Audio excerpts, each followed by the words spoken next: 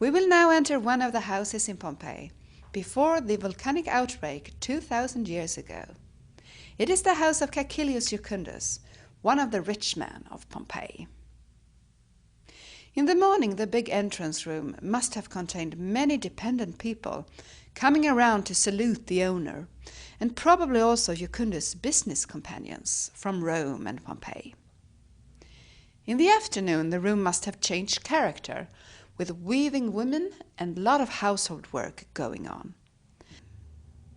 The light conditions changed throughout the day, the daylight flowing in from the upper part of the room together with rainwater that was collected here, and in the night only oil lamps.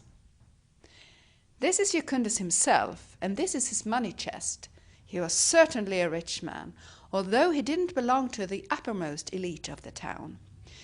We know from his business correspondence that he belonged to the level just below the richest and the political elite in Pompeii.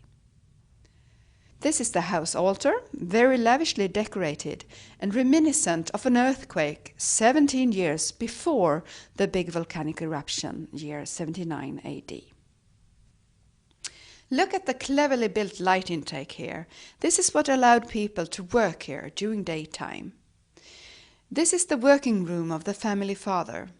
It is called the tabularium, and this is why we placed a table here to mark the case. It is the most beautifully decorated room in the house to mark the status of the owner. When we return to the paintings as they are today, you can see that the big mythological paintings have been removed to museums. And this is also true in the banquet hall, somewhat further inside the house. This is where Jucundus received his guests in the evenings.